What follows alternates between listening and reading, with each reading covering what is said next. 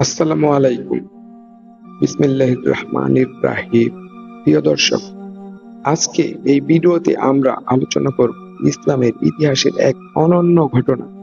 এটি এমন এক পাপীর কাহিনী যিনি জীবনে দীর্ঘ সময় গুনাহে কাটালেও শেষ পর্যন্ত আল্লাহর অসীম রহমতে ক্ষমা পেয়ে জান্নাতের সৌভাগ্য অর্জন করেছিলেন। মানুষ অনেক সময় মনে করে আমার গুনাহ এত বেশি যে আল্লাহ হয়তো আমাকে আর ক্ষমা করবেন না। কিন্তু আজকের এই ঘটনার মাধ্যমে আমরা দেখব আল্লাহর দরজা সবসময় খোলা, আর আল্লাহর রহমত কখনোই শেষ হয় না। হয়তো এই গল্প আপনারা আগেও শুনেছেন, হয়তো বা শুনেননি। যদি না শুনে থাকেন তাহলে অবশ্যই পুরো ভিডিওটা না টেনে মনোযোগ সহকারে শুনবেন ইনশাআল্লাহ। আরবের এক স্থানে একজন লোক বসবাস করতেন। তিনি ছিলেন ভয়ানক গুনাহগার। নামাজ ছিল না, রোজা ছিল না, মানুষের হক নষ্ট করতেন, আর জীবনের প্রতিটি কোণে গুনাহে জড়িয়ে পড়েছিল। লোকেরা তাকে দেখলেই বলতো, এই মানুষটা আল্লাহর কাছে ক্ষমা পাবে না। সমাজ তাকে ঘৃণা করত, কেউ তাকে সম্মান দিত না। তার নিজের অন্তরও পাপের বোঝায় ভারী হয়ে গিয়েছিল। একদিন রাতে সে একা বসেছিল। আকাশের তারা গুনছিল, হাওয়া বইছিল। হঠাৎ তার মনে এক ভয় ঢুকে গেল। যদি আজ রাতে আমার মৃত্যু হয়, আমি আল্লাহর সামনে কি উত্তর দিব? আমার কাছে তো কোনো সৎ কাজ নেই। সে আর সহ্য করতে পারল না। কাঁদতে কাঁদতে স্থানীয় এক আলেমের কাছে চলে গেলেন। কাঁদতে কাঁদতে বলল, হে হুজুর, আমি শেষ। আমার তো জীবনে শুধু গুনাহ আর গুনাহ। আল্লাহ কি আমাকে ক্ষমা করবেন? আলেম গভীরভাবে তার দিকে তাকালেন। তারপর তিনি মৃদু হেসে কোরআনের এক মহান আয়াত শোনালেন। আয়াতটি ছিল, হে আমার বান্দাগণ, যারা নিজেদের উপর সীমা লঙ্ঘন করেছ, তোমরা আল্লাহর রহমত থেকে নিরাশ হইও না। নিশ্চয়ই আল্লাহ সব গুনাহ মাফ করে দেন। সূরা আজ-জুমার। এই আয়াত শুনে সেই পাপীর বুক কেঁপে উঠল। চোখ থেকে অশ্রু ঝরতে লাগলো নদীর মতো। সে বারবার বলতে লাগলো, আল্লাহ আমাকে ক্ষমা করবে। আমি কি সত্যি নতুন জীবন শুরু করতে পারি? আলেম বললেন, হ্যাঁ, তুমি যদি আন্তরিকভাবে তওবা করো আর গুনাহ ছেড়ে দাও, তাহলে আল্লাহর দরজা সবসময় তোমার জন্য খোলা। সেই রাতেই লোকটি সিজদায় পড়ে গেল। কাঁদতে কাঁদতে বলল, হে আল্লাহ, আমি আর গুনাহ করব না। আমি শুধু তোমার দাস হতে চাই।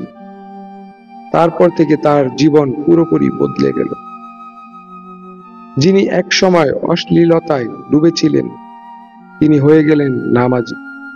যিনি এক সময় মানুষের হক নষ্ট করতেন, তিনি মানুষের সেবায় ঝুঁকে পড়লেন। তার চোখে আর গুনাহর স্বাদ ছিল না, ছিল শুধু আল্লাহর ইবাদতের শান্তি। বছরের পর বছর এভাবেই চলল। শেষ বয়সে যখন তিনি মৃত্যুশয্যায় ছিলেন, তখন তার মুখে শুধু একটাই শব্দ ছিল, লা ইলাহা ইল্লাল্লাহ।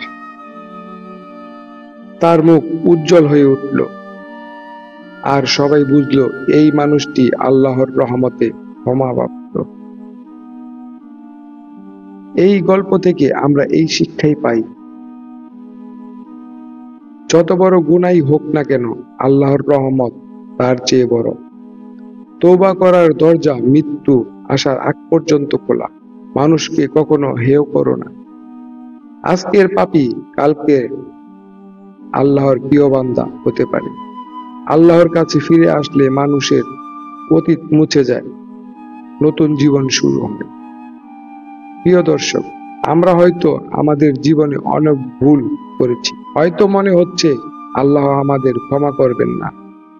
কিন্তু আজকের এই ঘটনার মতো আমরাও যদি আন্তরিকভাবে ফিরে আসি, কেঁদে কেঁদে তওবা করি, তাহলে আল্লাহ আমাদেরও ক্ষমা করে দিবেন ইনশাআল্লাহ। আল্লাহ আমাদের সবাইকে সত্যিকার তওবা করার তৌফিক দান দিন। প্রিয় ভাই ও বোনেরা, আজকের এই কাহিনী আমাদের সবার জন্য একটি আয়না। আমরা সবাই জীবনে কম বেশি গুনাহ করি, কিন্তু ভুলে যাবেন না, আল্লাহর রহমত সবকিছুর চেয়ে বড়। হয়তো আজ রাতেই আমাদের মৃত্যু হতে পারে, তখন আর সময় থাকবে না। তাই আজই আমরা প্রতিজ্ঞা করি, নামাজকে আঁকড়ে ধরব, গুনাহ থেকে দূরে থাকব, আল্লাহর কাছে আন্তরিকভাবে ক্ষমা চাইব। প্রিয় দর্শক, আপনার একটি ছোট্ট কান্না, একটি আন্তরিক তওবা আল্লাহর কাছে আপনাকে জান্নাতের অধিকারী করতে পারে। এই ভিডিও যদি আপনার হৃদয়কে স্পর্শ করে থাকে, তাহলে এটিকে শুধু নিজের মাঝে সীমাবদ্ধ রাখবেন না, আপনার পরিবারে, বন্ধুদের কাছে, সবার সাথে শেয়ার করুন। হতে পারে আপনার শেয়ারের মাধ্যমে কোনো পাপী মানুষ আল্লাহর পথে ফিরে আসবে, আর তার সেই তওবার সওয়াব আপনার আমলনামায় লেখা হবে। শেষে আমাদের জন্য দোয়া করবেন, আল্লাহ যেন আমাদেরকে সঠিকভাবে দ্বীন শিখতে দেন, জীবনে আমল করার তৌফিক দেন এবং এই ক্ষুদ্র প্রচেষ্টাকে কবুল করেন। আল্লাহ আমাদের সবাইকে জান্নাতের পথে চালিত করুন, আমিন। যাই হোক, এই ভিডিওটি যদি আপনার হৃদয়ে সামান্য প্রভাব ফেলে, তাহলে এই ভিডিওটি শেয়ার করুন অন্যদের সাথে। হতে পারে আপনার শেয়ারের মাধ্যমে কোনো একজন পাপী মানুষও আল্লাহর দিকে ফিরে আসবে, আর তার তওবা আপনাকে জান্নাতের পথে সাহায্য করবে। চ্যানেলটি সাবস্ক্রাইব করুন, পাশে থাকুন ইসলামের সুন্দর গল্প শোনার জন্য। আর আমাদের জন্য দোয়া করবেন, আমরা যেন সঠিকভাবে দ্বীন শিখে আপনাদের সামনে উপস্থাপন করতে পারি।